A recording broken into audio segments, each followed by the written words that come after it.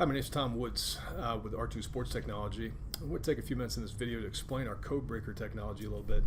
We believe in it a lot, and we make some pretty serious claims about it. And so the intent of this video is to kind of walk you through why it does what it does and why it's able to do the things it does. And you know, one of the things we claim about it, and it's not just a claim, it's things that we see it do all the time. There's nothing else like this out there in terms of predictive technology in the world of sports, and specifically for football coaches.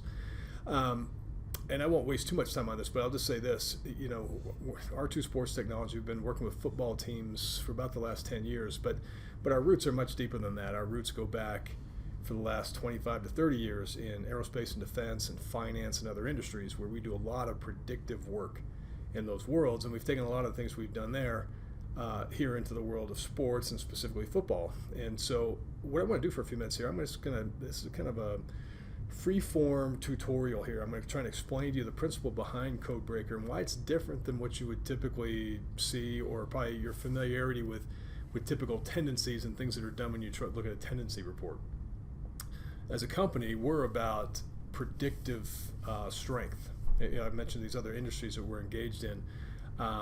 You know, we're looking to accurately predict unknown outcomes, future outcomes, and the extent to which we can do that right is huge for our clients, for NASA and places like that we work for, and financial institutions for sure. So there's kind of a distinction between just generating tendencies and generating very credible, strong, predictive data that you can count on as a football coach. And I want to explain the difference here for a few minutes. And so I'm going to draw here, whiteboard it with you for a few seconds to kind of explain how this is different from what you might typically see. So let's just start from the supposition for a minute. We'll look at it from both angles here. That you're an offensive or defensive coordinator, and you know, so much when we talk to most coaches about why they break down film and what they're so engaged in film work on, you know, 9 times out of 10, what they're saying is, you know, we're trying to predict what the other guy's going to do. We want to know what's coming, so we're trying to look at film and anticipate all that. Well, what we do with data, with film data, is to very credibly help us predict exactly what those outcomes are going to be. So let's take the example of an offensive coordinator, okay?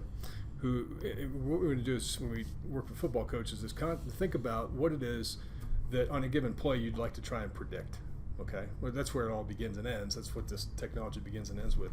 So in the case, let's say you're an offensive coordinator.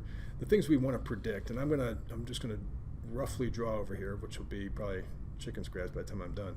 If I'm an offensive coordinator, I want to predict things probably like what coverage am I going to see, or are they going to blitz, yes or no? If they're going to bring pressure, you know, what directions it's going to come from, those kind of things. These are the kind of things that I might want to, on a given play, predict what's going to happen. If I'm if I'm an OC, if I'm a DC, it's a little bit different. I probably want to know, are they going to run or pass? If so, what direction are they going to go? Who are they going to target? What number is going to get the ball? What kind of routes are they going to run? These are the kind of things I'd love to know, okay? So offensive and defensive coordinators are looking to try and anticipate and predict these types of things. What Codebreaker does is establish key relationships that exist between pre-snap indicators and the things you're trying to understand, okay? So the next thing we ask ourselves is, if we're going to base a prediction, if we're going to try and be right in the moment of a football game, what are the types of things that we have to predict, that we would base these things on? And so we need to stop and think for a second about what are all the things we can see pre-snap. Okay, and there's some very obvious things we can see pre-snap. We can see down, distance, you know, we know field position, we know the hash, we know the score, we know the clock. There's all these different pieces of information that we have available to us pre-snap. Now, one of the biggest challenges of doing things well, and I understand why coaches, the big drive, you know, for breaking down film for most coaches is to try and, you know, understand what are they going to do in a certain situation. Clearly, it's very important. But being able to really anticipate and really know, you know, on a play-to-play basis what's going to happen exactly in the play is really, really hard. And I know you guys know that far better than I do, since I'm not a coach. But what happens is there's certain things that we can anticipate and see pre-snap, but there's so little time. You know, the clock is ticking down. Some teams are moving fast. Even if a team isn't moving fast, that clock is winding down. And sometimes they only reveal things really too late before you can do anything about them. because there are other pre-snap things that we can know, right? So we know these kind of things are pretty easy to pick up: down, distance, hash, all that kind of stuff. But at some point, they'll probably reveal to you, if it's an offense, what personnel grouping they're in. Even defensively, you can tell what personnel do they have on the field. Maybe what formation are they showing you, or if they're defense, what front are you seeing? All these kind of things start to reveal themselves. Is their motion? All this kind of stuff is very important stuff and helps you predict things well. The problem is your clock is winding down the more and more you see those, so you get less and less time to do something about it. Now we'll come back and we'll address that in a few minutes. But this is the key to what our Codebreaker technology does. So we're looking at these types of relationships here. And for us, well, if you go back to the old world of math in your old stats classes back in the day, these are called independent variables over here, and these are called dependent variables over here. So there are certain things that we'd like to try and predict. Like we said, all these things over here, coverages, run pass, directions, all that kind of stuff, okay? Over here on the other side of the screen, these are all the things we have available to us to try and make a prediction from, okay? Now, here's what Codebreaker does, and this is why Codebreaker is unlike anything that exists out there today, okay? What Codebreaker does first, and this is an automated process that happens with software. We take your film data, we load it up. It goes through and it does a significance testing. It's a statistical test that it runs on all these different variables to tell us what does and doesn't matter first. It's one of the biggest mistakes that happen. If you're going to make good predictions, what's crucial, it's absolutely a must, is that the things you're basing the prediction on, the things that you look at to form that opinion about what's going to happen, they have to be the right things to look at. And if you're just taking a typical film system report or any of these other data sources, that isn't done. It's just, hey, here's biblical report and cross-reference formation and run direction, right? It can tell you the observed outputs of that, but it can't tell you if that really has a statistical significant relationship or not. So what Codebreaker does first is that, and it literally goes through and it says, okay, let's talk about coverage for a second. And it comes over here to every one of these variables and it checks them. And it looks and it performs a significant, and I'm not going to get into all the math behind it. It's a statistical, mathematical computation it does that looks at the data and determines which things do or don't matter, which ones are statistically significant to coverage. And if it goes through there, it might find, well, it's this one and this one and this one and this one. Okay, so it's going to go say, here's what matters. Coverage is, the distance to go is statistically significant in terms of what coverage they're going to be in.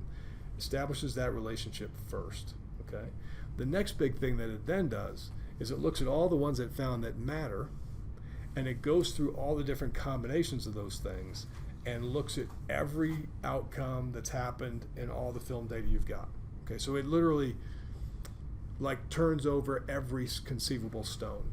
It looks everywhere for tendencies. And so what it will do is it'll go through and it'll say, okay, let's look at when they're in this personnel grouping, in this distance, in this part of the field, and this formation.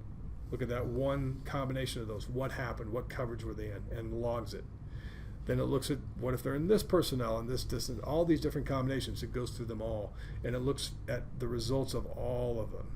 Now, this is why I say, when we say the data you can get from Codebreaker, you can't get it anywhere else, and you can't. And the reason, here's why I say that. It's kind of a, I'm a prove me wrong kind of guy too. So I hear somebody say that, I'm like, yeah, right. But the reason I say that is, and it's not like somebody else couldn't necessarily come and knock us off, so to speak. But your GAs and your QC guys and that kind of stuff, as talented and skilled as they are, they don't have time to do that. It's not humanly possible to do that. Maybe it's humanly practical. It might take a couple of years to do it, but they can't get through the number of combinations that it would take to get through. And the reason for that is the number of combinations is massive. It's a multiplication problem that gets really, really big really fast. Like if you had a team that showed maybe 4 different personnel groupings, but they had like 8 different formations, let's call it. There's probably even more than that. And you break the field into 5 different areas, and you got 4 different distance categories, let's say. The number of combinations there is 4 times 4, which is 16, times 5 is 80, times 8, that's 640 combinations right there alone. And when you get to most of these things, they get like 8, 9, 10 deep. it literally becomes hundreds of thousands of potential combinations to look at. That can't be done by hand. So what Codebreaker does is it does that impossible human task, it does in code very fast. So in a matter of just minutes, it can go through 640,000 combinations of things that matter and log the outcome of every single one of them. And what that does is that fully exhausts the search for a team's tendencies and probabilities and predictive outcomes in an exhaustive way. It's complete.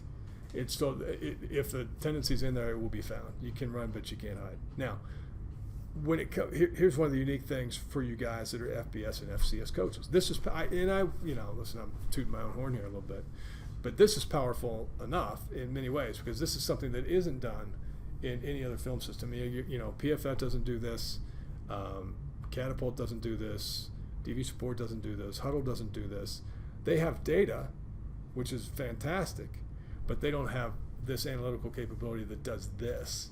That says, okay, here's really what matters, and here's every combination, here's a fully exposed set of probabilities and tendencies on a team. So I know we're the only place that can get you this, and I know you can't do it by hand.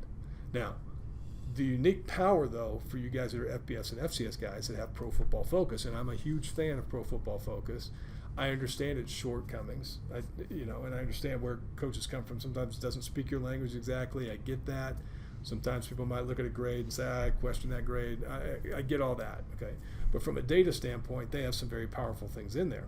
And for you guys that have Pro Football Focus, one of the unique things that they have in there is in addition to all this pre-snap stuff, I know I've made a mess on this screen, but in addition to all this pre-snap stuff that you might already have, things like down distance, all that kind of stuff, they have information about every player on the field, where he was and what look he was giving. So in addition to the standard stuff, they have players. And they have players and their positions, how they were lined up, where were they. If he's a running back and he's not, and he's lined up in a certain spot in the backfield, if there's somebody else. So suddenly we have this whole new dimension of things we can key off of and look for. And that's what we've been doing with our Codebreaker technology, is embedding those. And so in addition to just situational stuff, we can now look and say, okay, what is their left tackle doing? What is the center doing? What is the slot left wide receiver doing? What's the tight end doing? What's the corner doing? Where's he positioned? How deep is he? Where's that right linebacker? All that stuff can go into the mix.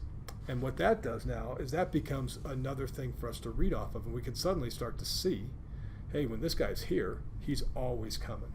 And we can start to detect that. That's the power. That's what the reports that we sent you show you, is how you can key off a player. Now, and the other reason why that's so important here, we talk about this dimension of time and how hard it is. And I recognize it's difficult. If you're out there, the game's moving fast and things are clicking, and it's hard to put too many things together and say, oh, they're on the right hash, what formation are they in, and put all that together and say what's going to come. I know that in many ways it's not practical, especially with a 19, 20, 23-year-old guy, right? Trying to get him to pick up on all those things. It's hard for anybody, not just for them. But one of the power of the player stuff is it is very easy to find some very powerful things that are player-centric and pretty simple. And so you can put a few things in a guy's head that even though it may reveal itself late, and you might think, oh man, it's getting too late for us to detect it, there's certain things that are player related that are so powerful and easy to pick up on that you can just instantly detect and react to. So a guy, you might say, hey, to one of your defensive backs, if you see this guy lined up in the slot on second down, maybe it's the only two things you need to know. If he's in the slot on second down, then it's 60% he runs a seam route or something like that, okay? Knowing that is simple enough. There might be thousands and thousands and thousands of tendencies in this data that Codebreaker can generate, but we can hone it down and say, just look at this one. Just look at this one. If he's in the slot on second down, it's a seam route. Boom. And you can put those 1, 2, 3 things in a guy's head that can make a massive difference in the game. Where, again, he doesn't have to worry so much about situations, things like that, just like, oh, there he is, and boom, he's in the slot. Okay, I got a pretty good sense what's coming. Jump a route, make a play, change a game. So that's the power of Codebreaker, and that's what makes it different. That's how this is different. It's different because, hey, number one, we lay out all these different possible data elements, but number one is we say what matters and what doesn't matter. Some things don't matter. So it's going to tell us what does and doesn't matter.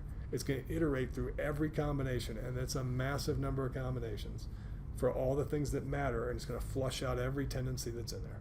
Okay? And if you're a PFF client, which we highly advocate, you can take the PFF data that you've got and you can incorporate the issue of players, where you can very simply see, hey, number 88's lined up here, here's what's coming. And that can make a difference in a game, okay? And that is something that isn't done in your film system. It's not something that's done by Pro Football Focus. It's not done by anybody else but us. And so, and again, just keep this in mind. Its roots aren't football. Okay, we didn't devise this necessarily for football. We have applied it to football, but we've designed it for aerospace and defense, NASA, financial stuff, which is huge.